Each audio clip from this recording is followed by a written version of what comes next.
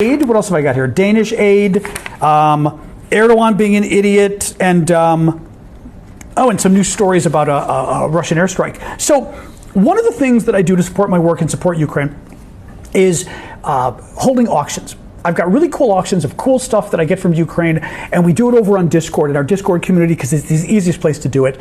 Discord's free. You guys can check it out. It's discord.aravosis.com. And one of the things that I've been doing at the auctions is, thank you, Down to Earth, 50% of the auction proceeds I send back to Ukraine. We do it via my friend Vlad.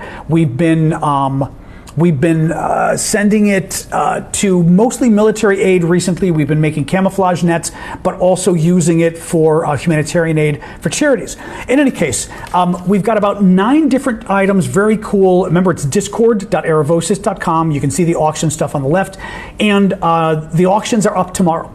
So go check it out, because we've got a lot of cool stuff. In other words, the bids all end throughout the day. I will show you guys, I've been showing you sort of all week a couple different cool things. We've got, kind of a really neat fridge magnet, but hand painted by a woman in Ukraine. That's a mother of somebody with the charity we're working with. And the mother is an artist, and she made this, very nice. We've got a very cool bracelet, actually, from Ukraine that Vlad's daughter, Vicky, his 4-year-old daughter, bought for us, and it is of the Ukrainian military. That's the Ukrainian military logo, but it's a cool bracelet. I like this. A few more things. A very cool piece of a Russian fighter jet. This is from an Su-34 fighter. Shot down in Ukraine, we believe, around December 2nd of last year. Thank you, Ellen, for the gift. And it's got 2 pieces, actually. This is sort of the frame to some degree, the smaller, longer piece, and then this is attached to it. The bigger piece is attached. The color, I think the color is really cool. The color inside is weatherproofing. The color on the outside is very likely color on the outside of the plane. We're not sure, but it's a good guess. Anyway, very cool piece of a Russian fighter jet, good size, you can see. I love this kind of stuff. I think appears to be an engine cover. Interesting. Well, I had another engineer look at it, Magical, and we weren't quite sure what it would be covering, though, because it clearly is. This is like the big panels put onto this. In any case, it's very cool. 2 more things. 3 more things. A challenge coin. This is a challenge coin commemorating the battle at the Azovstal steel plant. You can see it says Azovstal, and it shows the steel plant. This is the plant in Mariupol in southeastern Ukraine. Really, there we go. This way. And it is a coin commemorating the 2,000 Ukrainian troops, including the Azov battalion, who held off the 14,000 Russian troops for a good 2 months. And the coin is commemorating that, which is very cool. And 2 more little things. A t-shirt. There's more. I'm just showing you a few of them. A t-shirt. But the t-shirt's cool. We've got, actually, camouflage nets, a real Ukrainian military camouflage net. This is a winter one, but really cool. It's the real deal, because we've been fundraising to make these nets, and the folks making the nets made us some to auction off so we could get more money for nets. So this is really neat. Like I said, real Ukrainian camouflage net. It's 9 feet by 2 feet, which would be 3 meters by 2/3 of a meter. Some t-shirts that Vlad made for the folks that are making the nets. The t-shirts are really cool because Vlad made these, and there's only a couple dozen of these in the world. It says Harkovu Mir at the top, and that's a Kharkiv Peace, the name of the charity. It shows a HIMARS with really angry teeth, a camouflage net over the HIMARS, and then below it, it says, in Ukrainian, Moskovalna Sotnia, which means the Camouflage 100. So they named themselves the Camouflage 100. I love this because I like t-shirts, but I like t-shirts that are original, and this is an original. You're not going to get this anywhere else, and it's in Ukrainian, and it's a camouflage, and it's a HIMARS. I mean, you don't get better than a HIMARS on a t-shirt. Final thing I will show you, because this is our most popular piece here, is this is a Russian 30 millimeter spent shell that has been turned by Ukrainians into trench art, which is they carved the Ukrainian trident into the shell, you can see, and then the other side is an angel. So you can see, you kind of have to see, I did a video of it that you can almost tell more easily, right? But you see, I mean, you can tell though, it's the angle. Oh, here, let me do this. Now, there you go. You almost have to have a light behind it so you can really see a little better. Very cool. Some of you came up with the idea of using this as a candle holder, which I had not thought about, which is a great idea. You know, like you could put a candle inside here, a skinny candle. You could also put a votive candle. You could put one of the electric ones, but since it's metal, well, and Deb is saying Christmas is coming. I keep sort of forgetting to mention the Christmas stuff because Christmas is coming, and okay. For me, I only buy stuff that I would want. So hard to say otherwise. But yeah, this stuff I'll send to the UK because this has been turned, I mean, this is so chopped to pieces. This is no longer anything scary. So I would send this to the UK. Yeah. Because it's just a piece of art now. You know, it's chopped apart. No one's going to use this for anything military, put it that way. Any case, so this is there too. You guys go check them out. They're really cool. One more day. The auctions end tomorrow. Just so you know, the VIP auctions are for the monthly subscribers, for the folks that are basically supporting me on a monthly basis. All the rest of you can check out the public ones. All right. It won't get hot if you have a lighted candle. It probably will get hot, but then put it on top of a coaster. You know, I've got like a stone coaster I would put it on. You know, I mean, look, be careful how you use it. I'll put it that way. You know, but no, I hadn't thought about Christmas, but it's September. As far as starting to find cool Christmas gifts. You know, kind of cool. But yeah, do check it out, guys. I'm gonna sort of try to get a lot of the cool stuff out in the next month or so people can start to really check stuff for Christmas. So, all right, a few more stories here. Denmark will donate to Ukraine an additional 45 tanks purchased in cooperation with other countries. Thank you, Denmark. Ukraine will soon receive M1 Abrams tanks, according to the U.S. Secretary of Defense. He says a few of them should be arriving shortly, and the rest of the 31 that were promised by the U.S. should arrive after that.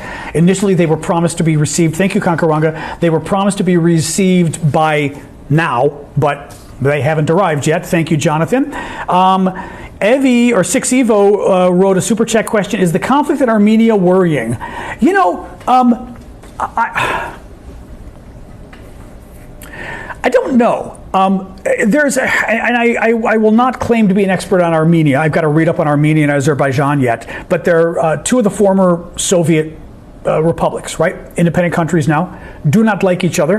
The Russians have been, sort of keeping the peace there. Peace, I think, because they're having such problems in Ukraine.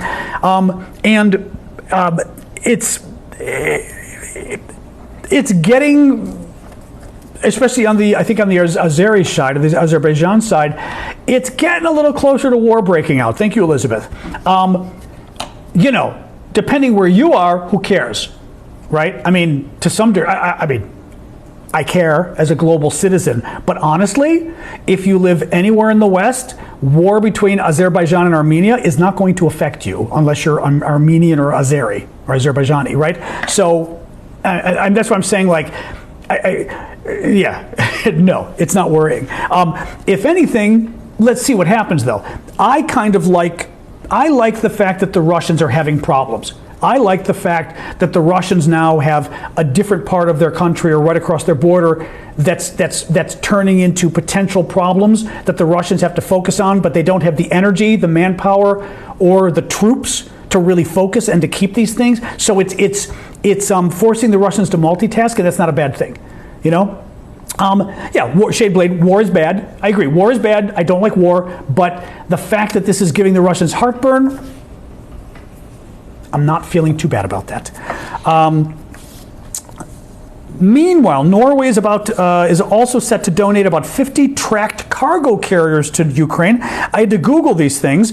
It's a type of vehicle that is able to maneuver in terrain inaccessible for wheeled vehicles. Tracks meaning literally like those tank tracks, like that long thread, right? That's over the wheel. You got all the wheels and then that one long thing, because it's made for going over things that a normal truck wouldn't be able to go over.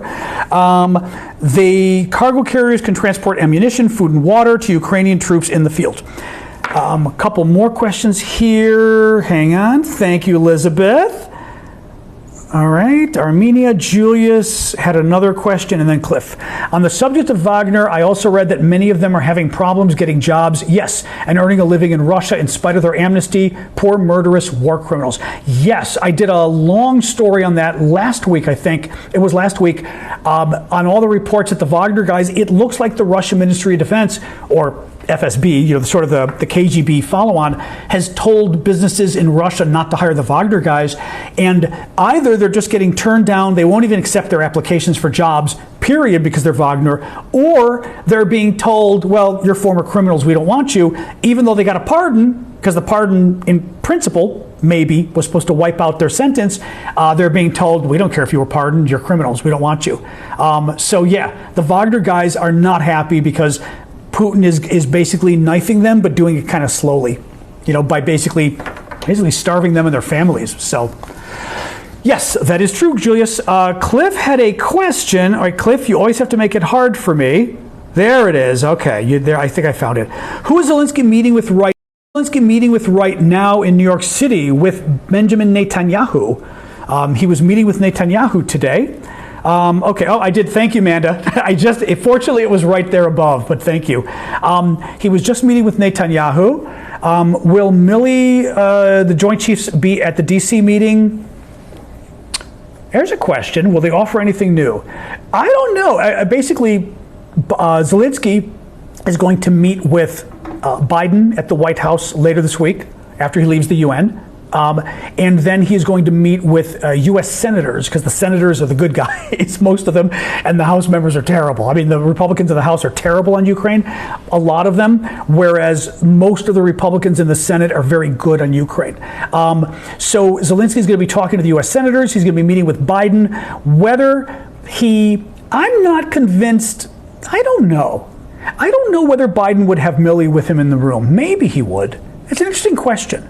I don't know whether he'd rather have a bilateral, you know what I mean? Like Zelensky and he really talking, thank you, Mr. Johnson, for the gift, talking on their own, or whether you kind of want the defense guys with you, because obviously you're talking about defense, you know, and both of them could use their defense guy, right? Now, will they offer anything new? Typically, when you have this kind of a high-level meeting of big allies, and mind you, when one of them's at war, you would be offering something big to commemorate the get-together. Typically, that's what you would do.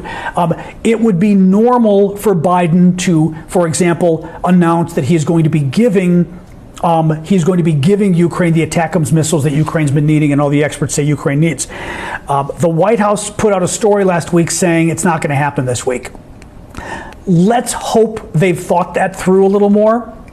Let's hope, because that would be the obvious thing to do, would be to announce ATACMS this week. But as I said, I can't defend these people.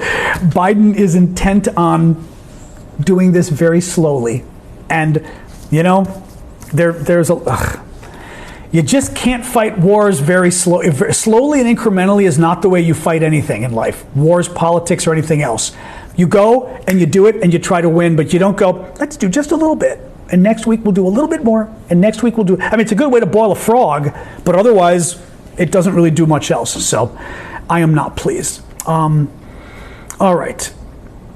Julius, another question. Thank you guys for all the super chat questions. Don't forget the TikTok gifts too, guys. Thank you. Just curious, have you ever thought about having viewers sponsor Ukrainian families or soldiers, like send care packages, pen pal notes, etc.? No, but not opposed to it. I guess we'd have to figure out how we do it. Thank you, Shane.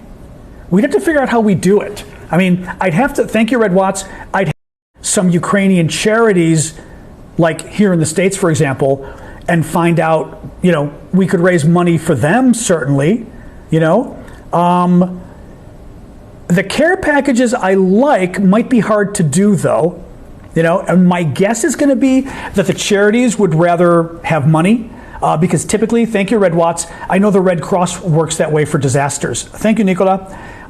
The Red Cross in America prefers to get money rather than food, because if they get food and clothing and stuff, it's logistics. It's stuff they've got to figure out. If they get money, right, the money can go and give to whoever needs it. So I don't know. I don't know about that. Tim, we are giving them billions, and we're going to give them more until they're free, because that's who we are. And because, as I've said before, thank you for the hat, by the way, there. As I've said before, we're giving Ukraine billions, and we're destroying the Russian army in the prospect of doing it, and not spending a single American life. And we are destroying the Russian military, which is one of our two big enemies in the world right now, is Russia and China. And the Russian military is getting destroyed with next to nothing. So, yeah, we are giving them billions, and it's the best billions we ever spent. Absolutely fantastic. And if you believed in America and you believed in democracy and you actually believed in defending our country, you'd be spending the money. You'd be gladly spending more. Thank you, Chezak, for that. Yes, Red Cross, we know, has lots of issues. Exactly, Andy, with Ukraine. Thank you, Buffet, for the hat. Richard Fisher says, adopt a Ukrainian family for Christmas by sending gifts to the family. Yeah, I'm not sure how to do it, though. Well, thank you, Jeremy. I'm just not sure how you do it. It's very, I fear it's too labor intensive, because literally we'd have to figure out each of you getting one family and who gets the family, right? And only one of you can get it. And all of a sudden we're coordinating 100 of you. I just don't know how you do it. You know, I agree with you. It'd be neat, but it's easier to just give money to a charity that buys things for the family, you know? Anyway. Oh, that's funny. A Ukrainian father on my son's soccer team takes 20 luggages over at a time to Ukraine over there. Oh, you mean to bring supplies back? Oh, wow. Wow. I wouldn't be surprised, though. Yeah. Let me see. Let me ask. I've actually got a nice Ukrainian charity in Chicago that I've been talking to, dealing with refugees, because they're the people who helped me find the woman. We did find a woman to help take care of my mom, a caregiver, Ukrainian immigrant. I was very excited about that, so that'll be neat. She's going to start soon. But the immigration, the refugee group she works with, or she came in with, I should say, I could always reach out to them, thank you, Texas, and ask if there's any kind of way of us helping. But I agree with you. It's more fun to actually purchase stuff, you know, than just give money. Because I feel like when you give money, you don't really know what happens to it, you know. Whereas if you bought a Christmas gift for the family or whatever, that would be, or for the kids, you know, I just don't know. I don't know. Christmas charity is a neat idea, though. Let me. That's an interesting idea, though. Let me see. That's an interesting idea. Yeah. I'll have to see. Okay. Anyway, yeah. Remind me later. One of the mods or something like that. And I can check, you know, Vlad would have it over there in Ukraine, but for the refugees over here anywhere in Germany or wherever too, but it's easier for me if I'm doing it here in the States. We just have to see, yeah. All right, guys, let me see. Was there a couple more stories? The UK will provide Ukraine with tens of thousands more artillery shells in the coming months. Erdogan, so Erdogan let me just stop with this Erdogan story.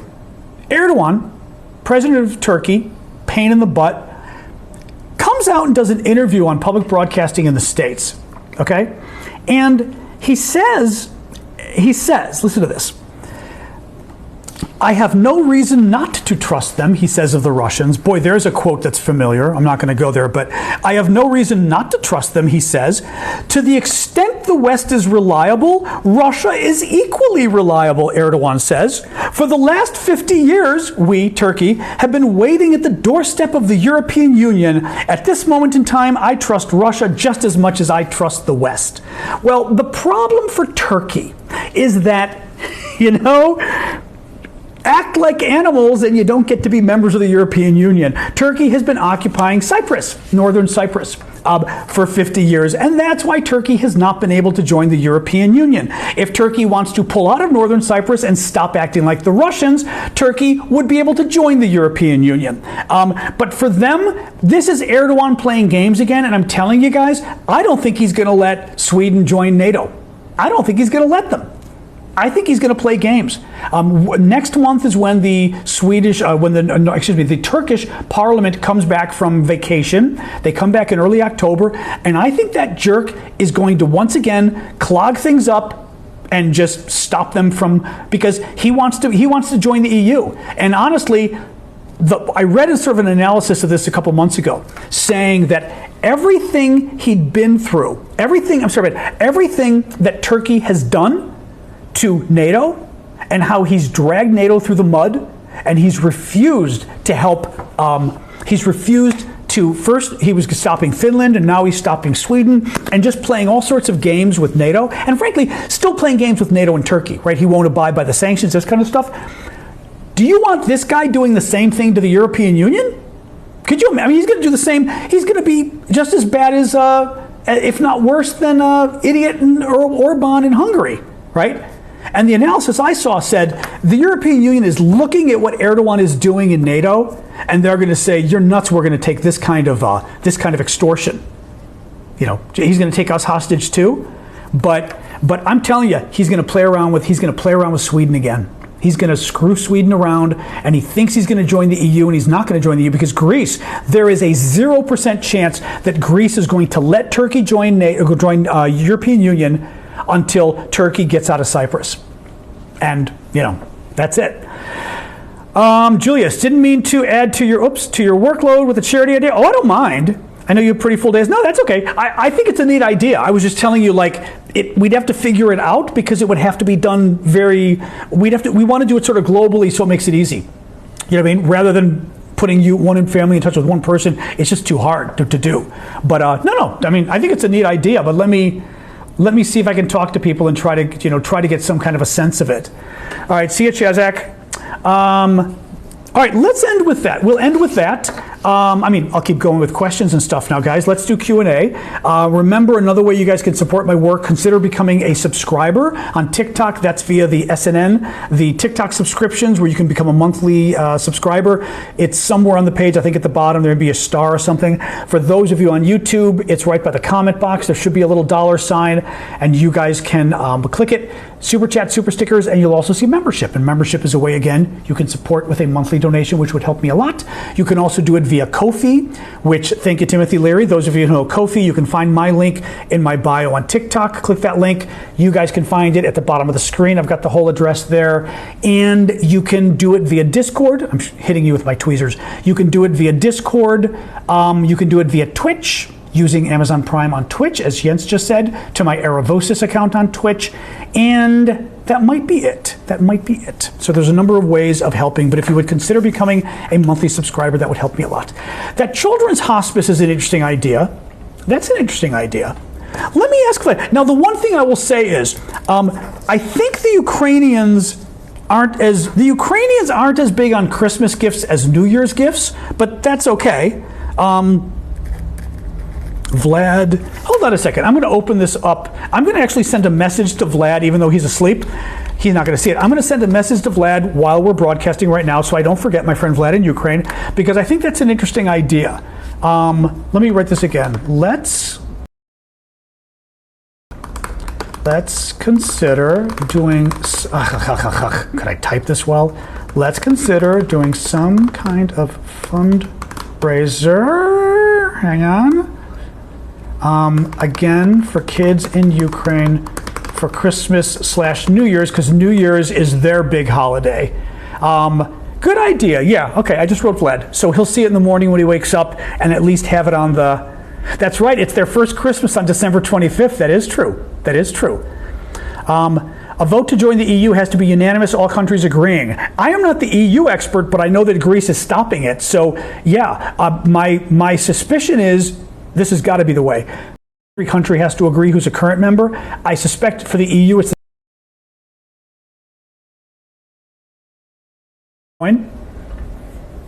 Let me know, but I think so. Yes. Okay, that's what I figured. Yep. How do you sign up with Twitch? On Twitch? On Twitch, you can use your Amazon Prime, for example, and direct it to my Aravosis account on Twitch. Otherwise, the Twitch folks have to give you more details on that. All right, what do we got, guys? Let's do questions. More questions. The missile mystery, yeah, we don't know. So there's a story today from the New York Times, although I will say, I have seen some people say, the New York Times may have gotten ahead of themselves, that there was an attack last week on a market in Ukraine, and the Times is reporting that they think it may have been an errant Ukrainian missile that hit the market, not a Russian one. The only thing is, I saw very interesting debunking by a French journalist. Basically, they were looking at the roofs of cars and seeing the missile cross the roof. The problem is, and somebody showed this online, it's very weird when you're looking at, basically it's like looking at mirrors in a row, and just because it's passing one mirror first doesn't mean it literally passed that mirror. Very complicated stuff here, but if you're low on the horizon, you would see it first on the car nearest you. You wouldn't. Bottom line is, the New York Times might be right. The Ukrainian missile might have been the one that hit the market by accident, but it's not really clear yet. And the Ukrainians are still sticking to their guns and saying they investigated and it wasn't one of theirs. So, who knows? Yes, Keps is saying, I read today that Russians are recruiting Cubans to do construction work in Ukraine. When they get there, they're uniformed and sent to the front lines, the trafficking Cuba complained about. Oh, interesting. Okay, that's interesting.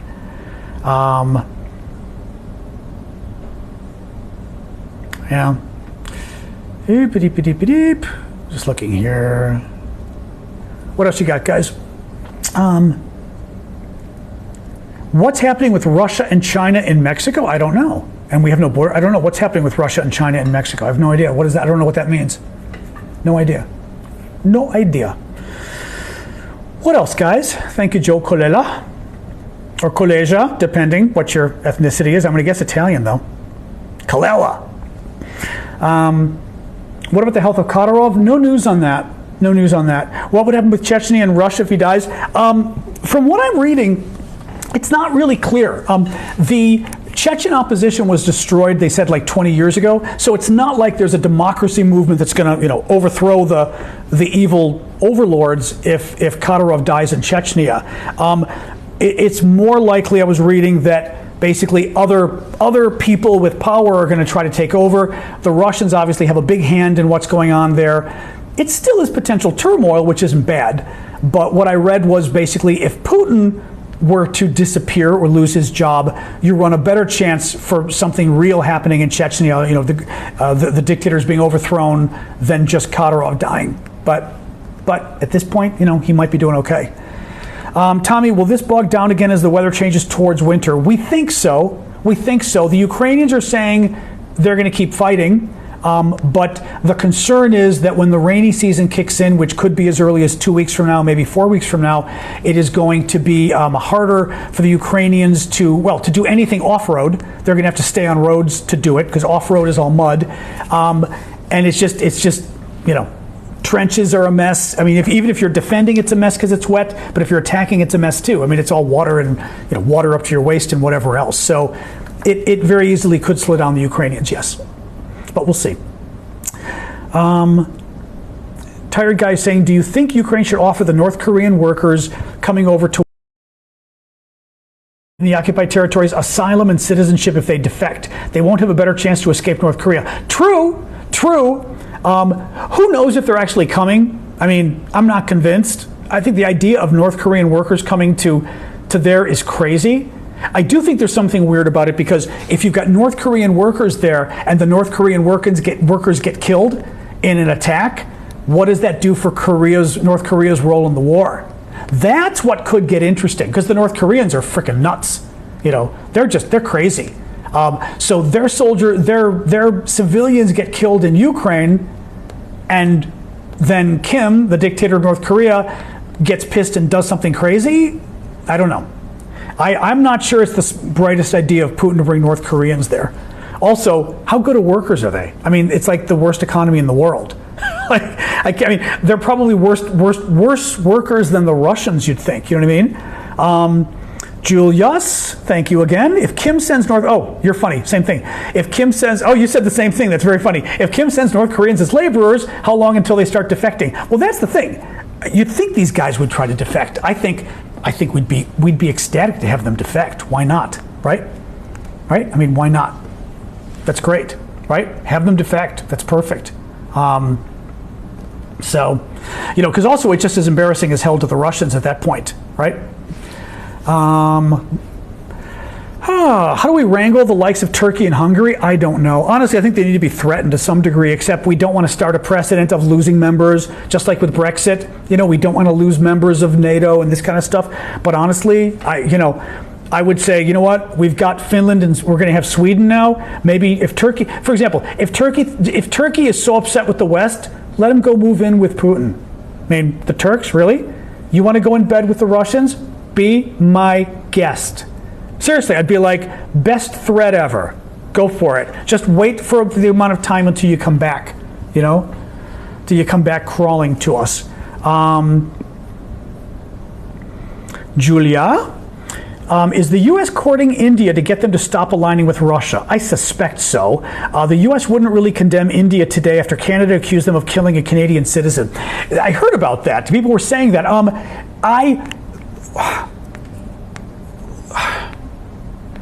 Biden's way is to woo. Biden likes to win people over. So Biden would not be the kind of guy who would beat up India. Biden would want to woo India, right? So I could see with something like this as being one more thing where Biden would be like, no, let's talk to them privately. And at the same time, Biden is trying to get the Indians to not be as supportive of the Russians, cut back their commerce. They're buying, I forget whether it's oil or other liquid natural gas, but they're buying energy from the Russians. So, it's, I would guarantee you we're working privately trying to get the Indians to back off of supporting the Russians, and that's why we're not criticizing them. Absolutely. Yeah.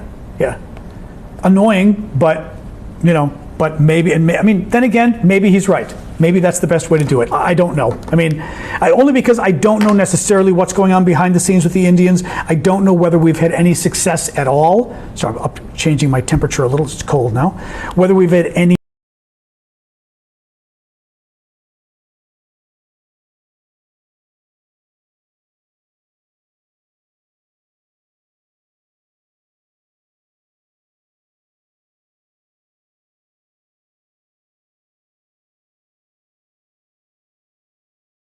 I have no idea, Daniel. Who the hell knows? Now, I will say, I did a lot of work in Alaska when I was working for the senator from up there, and the ties are very close between the Alaska Natives and the Russians. They've, some of them have family back and forth. They've always had very close ties. So I wouldn't be surprised that they don't want, because, and it's true too. I'm going to guess that some Russia native. We call them Alaska Natives, so I don't know whether the Russians call them natives as well. The Eskimos, so to speak, those guys. Whether the Russian version is going to be, I doubt they're going to be spies. You know what I mean? I doubt they're the kind of people we want to ban, but nonetheless, they may have been caught up in everything else. Yeah. I just know that there is absolute kinship overall. I couldn't tell you whether it's the U-Picks or who the hell it is, but there is a kinship absolutely on both sides. And they were having connections. When I was working there 30 years ago, there were lots of connections back and forth between them. So, yeah, I wouldn't be surprised. That's to learn about what we're doing. That's. So, they're probably legitimately upset. Because they do have a lot of context. And I'd say, that kind of connection, I doubt it's harmful for those guys to come over. Because also, they're Russians, but are they really Russians? I'm not convinced they're really Russians. They're native. They're Russian natives, which, like you said, U-Picks or whatever, that's different. They're Siberians. They're not really Russians, right? Yep. Yeah. Tula Kiwi says Siberian and Alaska Natives have close ties, just like Estonia. Okay. Interesting. Thank you. I would block me for the heart.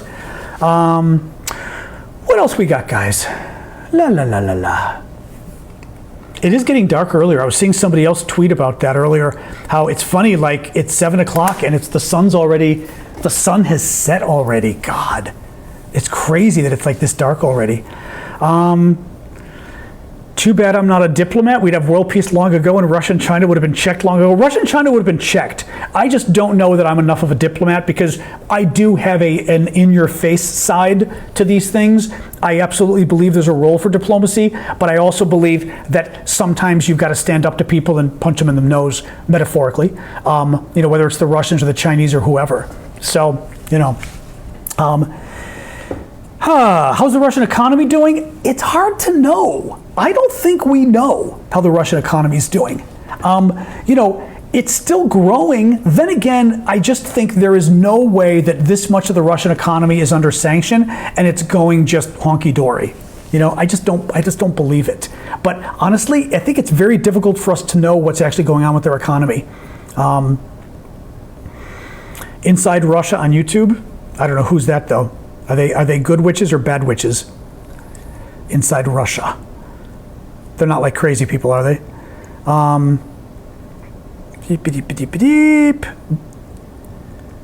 The sun is already setting up here. Autumn. Oop, that's right. You guys are going to get dark there soon too, I'm guessing. All right, guys, what else we got? Good witches? Okay, good to know. Do you think more Patriot systems would make a big difference in the war? Yes. I don't know if we have them. I don't know to what degree we've got, how many we've got to spare, but the more Patriot systems the Ukrainians have, the more they can protect their cities. Thank you, Super Hornet. That was a big problem they were having in Odessa, because they were using the Patriots in the north for Kyiv. So, especially with winter coming, to protect the electrical facilities and everything else, that's okay, user 435. Have a good night.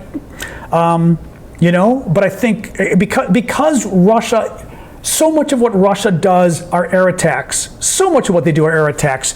I would think any kind of defense is going to help Ukraine more, Constantine of Inside Russia, he may be the guy I follow on Twitter. There's a Constantine on Twitter who's excellent at this stuff.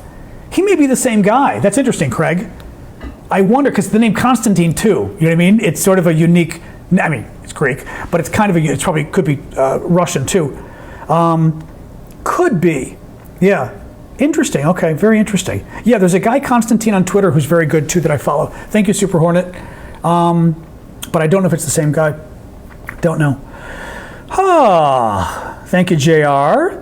Anything else, guys? Otherwise, we could we could go to Discord for a little bit tonight. I haven't been there in a few days, and we're finishing up sort of early enough now. 1.5 hours. I'll have to check it out. Okay, I'll have to check it out. All EU support. Okay, maybe. I'm not sure. Are you going to pay for Twitter? That's a tough one. That's a tough one. Thank you, Joe. I don't know. The problem is I use Twitter to get a lot of Russian news, Ukraine news that's very useful. Otherwise, no. It's because Musk is now talking about charging everyone for Twitter. Part of the problem becomes, though, if the people I follow for Ukraine news are not willing to pay for Twitter, then it's not a point of the write-off. It won't cost much. It's a point of giving someone who basically coddles white supremacists and Nazis, who's now part of the far right, who's an anti-Semite and a bigot, giving him my money. I have a problem with that. I have a big problem with that. So yeah, it's not a matter of how much money. If you ask me to give money to basically Nazis, I'm not going to say, well, how much do you want me to give? If it's not too much, I'll give money to a Nazi or a Nazi enabler. No, thank you. He's horrible. Yeah, let me do the recap. All right, so, but we'll see. I don't know. We'll have to see. Day 573 of Putin's three-day special military operation. Biden and Zelensky spoke today at the United Nations. The leaders of France, the UK, China, and Russia did not attend. There's acceptance among the G7 leaders that Russia is settling in for a long conflict, and the G7 needs to start thinking of how to address that long term, this war, which drives me up the wall because, like, we didn't think of that. Canceled your Tesla? Good for you. And I mean that. Counter